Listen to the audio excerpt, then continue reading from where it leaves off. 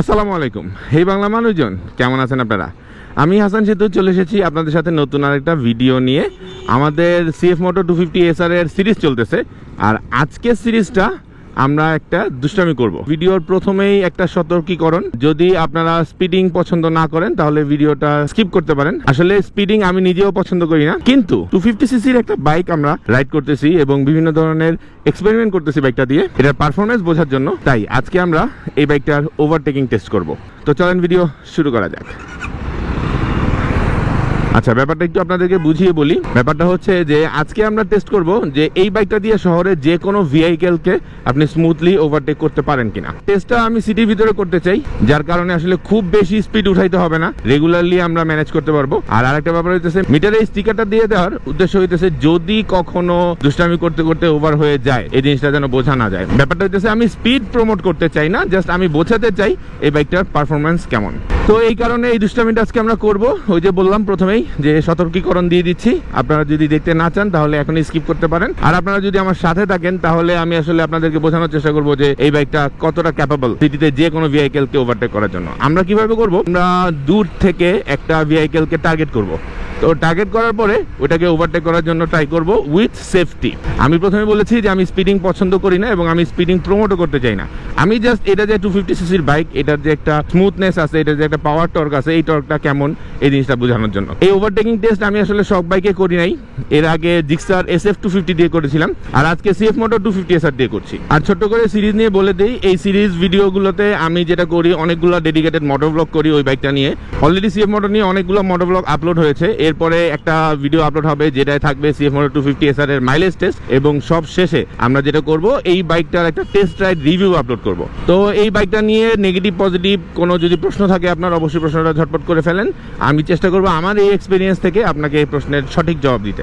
এর আগে আমরা সুজুকি জিক্সার SF 250 নিয়ে সিরিজ করছি, কিউজে মোটর SRV 160 নিয়ে সিরিজ ভিডিও বানাইছি, এবং আমার সবচেয়ে পছন্দের যে সিরিজটা ছিল সেটা হচ্ছে হিরো এক্সট্রিম 125R এর একটা সিরিজ ভিডিও বানাইছি। তো ওইগুলোতেও মাইলেজ টেস্ট থেকে শুরু করে বিভিন্ন ধরনের এক্সপেরিমেন্ট করছি। তো যদি সময় থাকে, ফ্রি থাকে, তাহলে ওগুলো দেখে আসবেন। আর রেগুলার আমার এই ভিডিওগুলো যদি দেখতে চান তাহলে অবশ্যই সাবস্ক্রাইব করে ফেলতে হবে এখনই, এবং বেল আইকন প্রেস করে দিতে হবে, কারণ ভিডিও দেখতে দেখতে আপনি ভুলেই যাবেন কখন যে আমার সাবস্ক্রাইব করা হয় নাই। তাই রিকোয়েস্ট করবো প্রথমেই সাবস্ক্রাইব করে নেন। ওই যে লাল বাসটার পাশে একটা সাদা প্রাইভেট কার দেখছি আমরা। তো চলেন দেখি ওই প্রাইভেট কারতে আমরা কতটুকু সময় নিয়ে ওভারটেক করতে পারি। হ্যাঁ, একটু ট্রাফিক জ্যাম থাকে, যার কারণে একটু সেফলি রাইড করতে হবে। তো কোনো ধরনের রিস্ক না নিয়ে আমরা আসলে চেক করতে চাচ্ছি ওই যে সাদা প্রাইভেট কার দেখা যাচ্ছে ওইটাকে আমরা ট্রেস করতে পারি কিনা বা ওভারটেক করতে পারি কিনা। অলরেডি আমরা সাদা প্রাইভেট কারের কাছাকাছি চলে এসেছি এবং ইয়েস, আমরা টাচ করে ফেলেছি।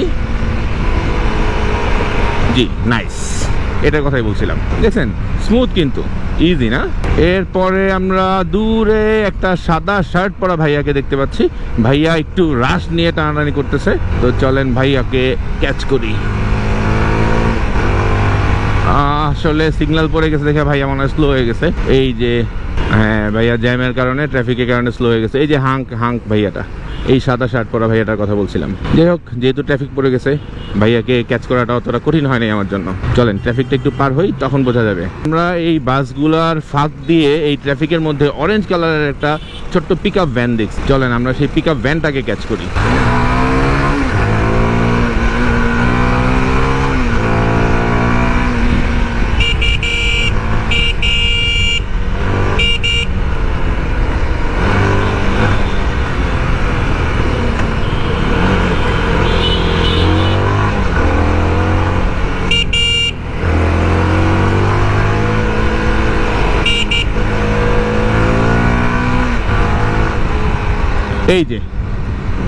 এই যে অরেঞ্জ কালারের সেই ছোট্ট পিক আপ ভ্যান। এরপরে ফ্লাইওভারে উঠতেছে এমন একটা হলুদ পিক আপ ভ্যান আমরা দেখছি। তো চলেন ওকে দেখি কতটুকুতে ধরা যায়।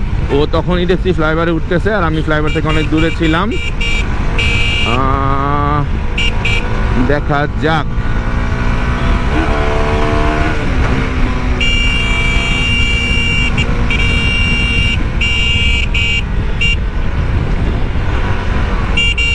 অনেকগুলো সিএনজির জ্যাম। ইয়েস, আমরা কাছাকাছি চলে এসেছি। পিজা বার্গের এই হলুদ ভ্যান, সুন্দর কিউট না ভ্যান না? ছোট্ট একটা পিকআপ, কিউট সাইজের, এখানে অনেক অনেক চিজ আছে। আসলে ব্যাপারটা আমি আবারও রিপিট করছি, এটা স্পিডিং প্রমোট করার জন্য না। হ্যাঁ, আপনারা বলবেন যে ভাই এই জিনিসটা তো বাংলাদেশের যে কোনো 150 সিসি 125 সিসি অথবা 100 সিসির বাইক দিয়েও করা সম্ভব, তো এটা 250 দিয়ে করানোর আসলে উদ্দেশ্যটা কি? উদ্দেশ্যটা হইতেছে, হ্যাঁ, একটা 100 সিসির বাইক বা 125 বা 150 সিসির বাইক দিয়ে ওভারটেক করতে আপনার যেই এফোর্টটা দিতে হবে, এই 250 সিসির বাইক দিয়ে ওভারটেক করতে ওই এফোর্টটা দিতে হবে না, অনেক স্মুথলি কভার করা যাবে। এই জিনিসটাই আসলে আমি দেখতে চাচ্ছি যে কতটা স্মুথ করা যায়। আমরা আরেকটা সাদা শার্ট দেখতে পাইছি, মোস্ট প্রবাবলি উনি পিলিয়নে বসা। তো চলেন দেখি ওনাকে ক্যাচ করা যায় কিনা। যথেষ্ট দূরে ছিল আসলে। প্রথমে আমি যখন দেখি তখন তো আল্লাহ সুবহানাহু ওয়া তাআলার লেন্স চোখ দিয়ে দেখি, কিন্তু আপনারা তো আসলে এই ক্যামেরায় অতটুকু দেখতে পান না। ওই যে সাদা শার্ট পরা ভাইয়াটা, হ্যাঁ পিলিয়ন, দেখছেন? আমি দূর থেকে দেখে বুঝে ফেলছি।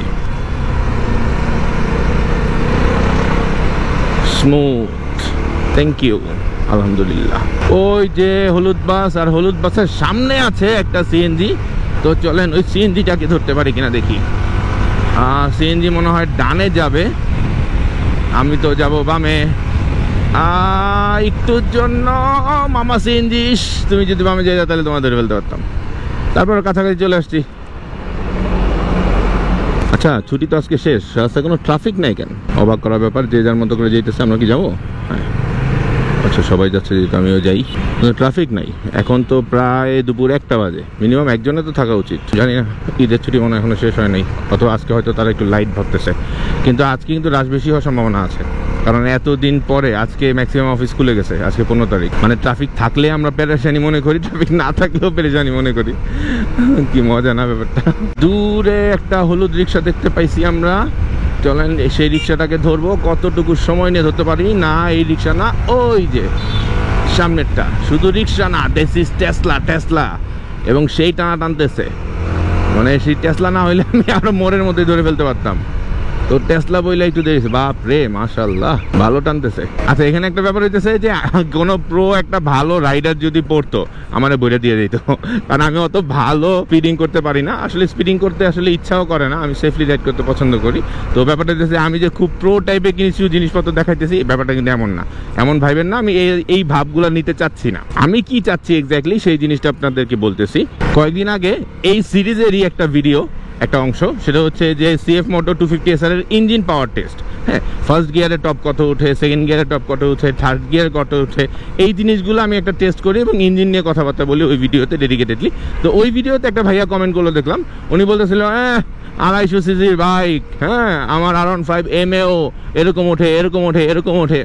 তো ব্যাপারটা হচ্ছে যে ডেফিনেটলি আই ডু এগ্রি যে বাংলাদেশে ওয়ান অফ দ্য বোল্ড ডিজাইনের এবং সুন্দর স্পোর্টস বাইক হইতেছে R15M। তো অবশ্যই অনেক জোস এবং পারফরমেন্সও অনেক ভালো, এটা মানে অস্বীকার করার কিছু নাই। তবে ব্যাপারটা হইতেছে যে 250 সিসি হইলেই যে 150 সিসি থেকে ওভার স্পিড উঠবে, ব্যাপারটা এমন না। ব্যাপারটা হইতেছে একটা 150 সিসির ইঞ্জিনে যে পরিমাণ প্রেসার নিতে হয় বা যে পরিমাণ নক করতে হয়, একটা 250 সিসির ইঞ্জিনে তার চাইতে কম প্রেসারে আর একটু বেটার স্মুথলি ওই স্পিডটা বা ওই পারফরমেন্সটা চলে আসে। এটাই ডিফারেন্স। এখন 250 সিসি হয়েছে বলেই যে একদম মনে করেন 150 সিসি টপ উঠতেছে 130-135, এখন 250 সিসি দেখে উঠবে 170-180, ব্যাপারটা কিন্তু এমন না। ব্যাপারটা ওই জায়গায় না। তো স্পিড আলাদা ব্যাপার, সিসি আলাদা ব্যাপার।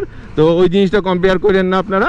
আমি জাস্ট বোঝাতে চাচ্ছি যে দিস ইঞ্জিন পারফর্ম স্মুথ। এই স্মুথ পারফরমেন্সের জন্যই আসলে 250 সিসির বাইকগুলো চালায় মজা। যেমন জিক্সার SF 250 রাও জোস, CF SR 250 রাও জোস। আপনারা তো সবাই কমেন্ট করছিলেন যে আসলে জিক্সার SF 250 এবং CF Moto 250SR এর একটা কম্পারিজন ভিডিও যেন করি। ইনশাআল্লাহ আমাদের ইচ্ছা আছে এই কম্পারিজন ভিডিওটা করার। তবে হ্যাঁ, শুধুমাত্র এটা না, আমরা আরেকটা কম্পারিজন ভিডিও করার ইচ্ছা আছে, সেটা হচ্ছে CF Moto 250SR versus CF Moto 300SR। কারণ এই প্রশ্নটা আমি প্রচুর পাইছি, যে ভাইয়া 300টা কিনবো না 250টা কিনবো। আমরা এরকম একটা ভিডিও আনবো ইনশাল্লাহ, যেটাতে আসলে 250SR এবং 300SR এর একটা কম্পেয়ার হবে এবং আপনারা ডিসাইড করতে পারবেন যে আপনার জন্য কোনটা দরকার। তো এই ভিডিওটা চান কিনা অবশ্যই কমেন্ট করেন ঝটপট, কারণ আপনারা যত বেশি কমেন্ট করবেন তত বেশি আমার আলসেমি ভাঙবে। কারণ আমি একটু আলসে, তো ফাঁকিবাজ আর কি। বাট আপনারা যদি বেশি বেশি কমেন্ট করেন তাহলে ওই ফাঁকিবাজিটা ভাঙা ভিডিওটা বানানোর ইচ্ছা থাকবে ইনশাল্লাহ। বাচ্চা মহিলা ছিল যেখানে কথা শোনাইতাম যে আসলে মোড়ের মধ্যে তো দাঁড় করায় রিক্সাওয়ালা, তো রিক্সাওয়ালাই মূর্খ, কিন্তু যে একজন শিক্ষিত প্যাসেঞ্জার আসলে এখনকার সময় আসলে মানে চালকের চাইতে, ও মাই গড, মাইকেল জ্যাকসন, হ্যাঁ হতে পারে। আমি যেটা বলছিলাম যে চালকের চাইতে প্যাসেঞ্জাররা বেশি মূর্খ হয়ে থাকে। প্যাসেঞ্জাররা ফোর্স করে রং সাইডে যাও, প্যাসেঞ্জাররা ফোর্স করে জোরে চালাও, প্যাসেঞ্জাররা ফোর্স করে ওভারটেক করো। ভিডিও শেষ করে দিচ্ছি। তবে হ্যাঁ, একটা কথা আপনাদেরকে বলে নেই, যদি আসলে সিএফ মোটর 250SR এর বেটার পারফরমেন্স পেতে হয় তাহলে আপনাকে কিন্তু এই যে লেখা আছে 95 গ্রেডের ফুয়েল ইউজ করতে হবে, E5 অথবা E10। এগুলো নিয়ে আরো ডিটেলস কথাবার্তা হবে আমাদের টেস্টের রিভিউতে ইনশাআল্লাহ। তবে মেন ব্যাপারটা হচ্ছে আপনারা তো ভালো কোয়ালিটির বা রিফাইন করা ফুয়েল তো বাংলাদেশে পাওয়া যায় না, যার কারণে অ্যাডিটিভ ইউজ করার জন্য সাজেশন দেয় অভিজ্ঞরা। তো আমি তো অভিজ্ঞ না, কিন্তু তারপরেও আমি একটা অ্যাডিটিভ ইউজ করতেছি এই বাইকটাতে, যেটা হচ্ছে ব্লু চেমের একটা অকটেন বুস্টার। যদি আপনারা ইউজ করতে চান তাহলে স্ক্রিনে ছবি দেওয়া আছে, যদি করতে চান তাহলে কমেন্ট করেন, আমি পিনে ফোন নাম্বারটা দিয়ে দিব।